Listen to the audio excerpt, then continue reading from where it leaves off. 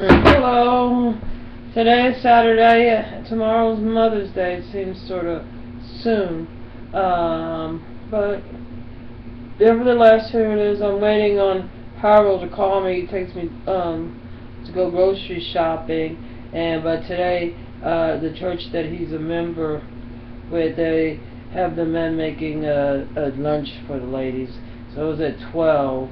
I'm assuming they would probably be done by 1. So, but I forgot to ask him how, what time they were, But he was just telling me he had to be there at 10. So, and I was noticing in the news quite a few plane crashes, which is a little scary. One actually right on a highway. I think it was in Arizona? Or Atlanta, one of those places. Anyway, and I was just thinking that's sort of strange. It's like it seems like ever since the Malaysia first downing of a plane that they never did find, and I thought that first night that it actually had went down closer to around up by China. And I think, like somebody was like disbelieving it, and next thing you know, they're looking at Australia. So, but anyway, quite a few plane crashes. It's very sad. I know there's one that had 4 people. They said they all perished, but nobody on the ground. So that and it was a family, and I believe and their pet. So that's bad. And then they are talking about in Maryland getting a different prosecutor, probably one where they can, where the police can manipulate more. But it doesn't matter. And the police seemed like they were upset, saying there was some type of conflict of interest and etc., and maybe like some lawyer they were going to use that she had used before. So, anyway, the only conflict of interest is that the police act like they're unaware that them killing people is a bad thing, and even if they're like, oh, we're following procedures, like I guess in New York with the choking, they weren't following procedures, but and I guess if you have a prosecutor that's not, I think they need to disbar them if they're not going by the letter of the law. You can't make exceptions to the law because of somebody's job title. I don't see us making exceptions to the vets that come back that are now homeless because they went off to war. So and their VA hospitals not, they're not getting good medical care. So we can't have this. And we can't have a court system that doesn't function by the letter of law for all people involved, because then you have chaos and you have injustice, and you have a court system that is interests for outside corporations that want to privatize prisons to make money.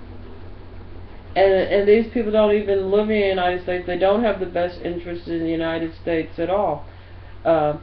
And I think it's a shame that the police department starts whining and sniveling every time they kill someone, that they're being treated unfair. And one thing I really don't understand is, like, every time a black person, gets on there and says, hey, you police were wrong for killing, you shouldn't do that, they have to say, but we have an exception. We have to really patronize them, we really have to baby them and cuddle them and stroke their ego.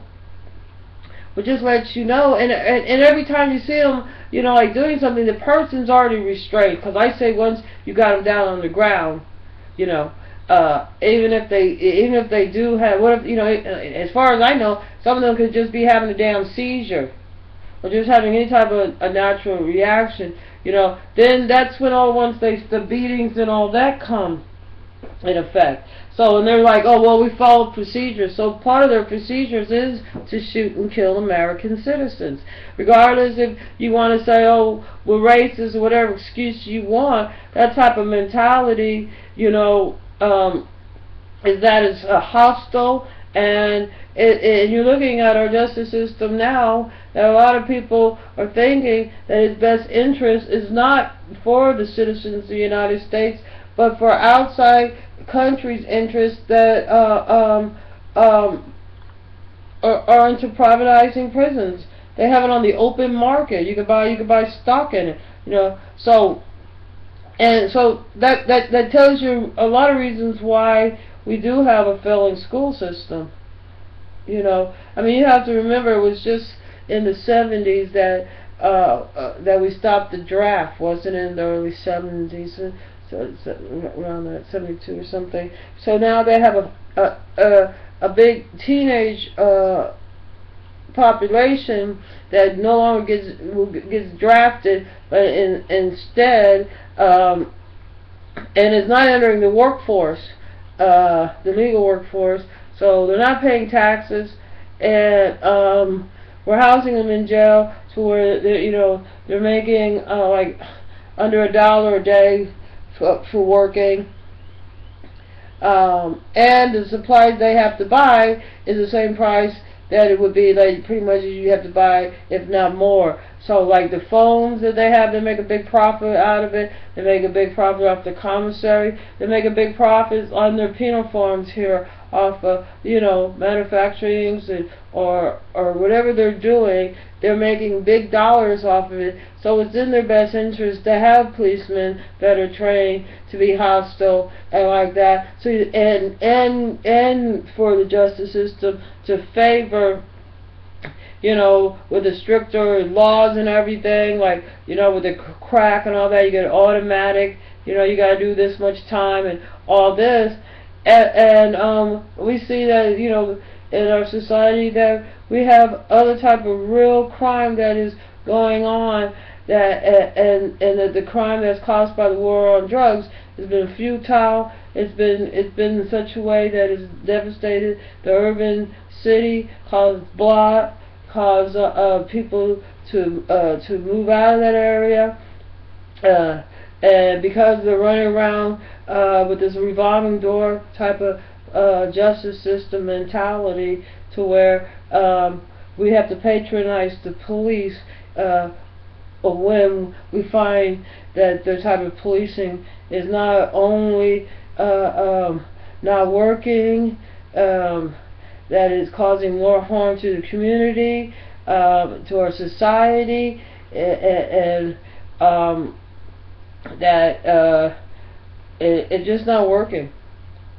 Prohibition didn't work on alcohol, and prohibition is not working with marijuana. I'm not saying that we gotta do all these drugs, but if you cut down on the taboo, and in some places they have seen in part of the world a very excellent turnaround, and you also gotta understand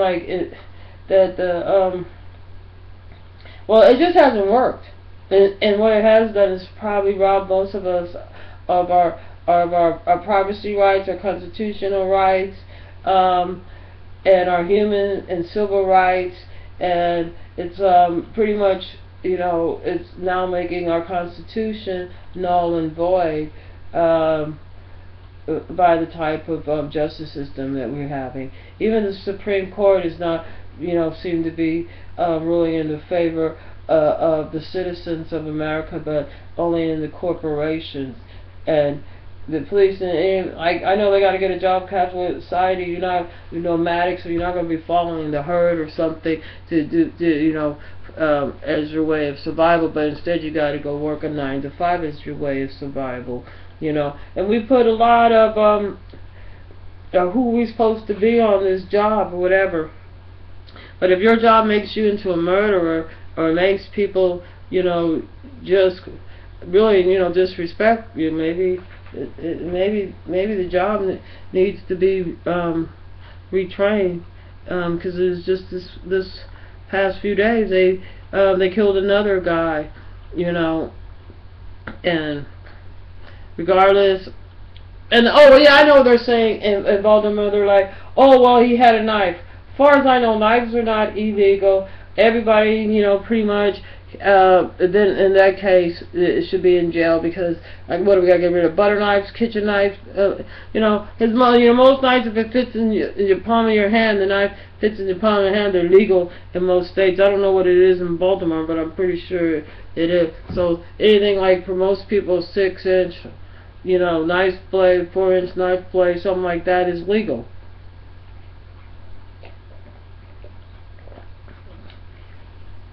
Most people don't really, you know, worry about someone carrying a pocket knife, nor do they see it as a threat. And I don't see it, or it's grounds to murder somebody regardless if he did have a knife.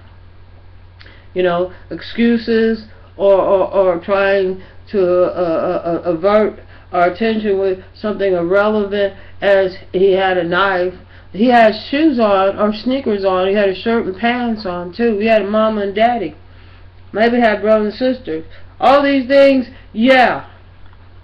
But the point is, you took his life away. The police took his life away. And if they took his knife away for a pocket knife, then, which is probably not even illegal. It's not illegal. So, I mean, what was his real crime? Being black, being young? So what, now we can't run? What if they have a marathon? They're going to start shooting people down the motherfucking street? Or do you have to debrief them? Hey, these people they're going to be black people running? You know, some of them real dark from Africa might not even speak English. So they won't know what the fuck you talking about if you start yelling at them. Freeze, freeze! You know, whatever they say. But anyway, I don't know. It's embarrassing. The whole world looking at us, and the police is saying the things they're saying. The police chief is saying the things they're saying. Like, they don't have no self-respect. I mean, that's the fucked up part. Still took a life, regardless. If he, like, they say, well, don't say mention about his pocket knife, because some people are not that fucking trifling or roguish. You know, ew.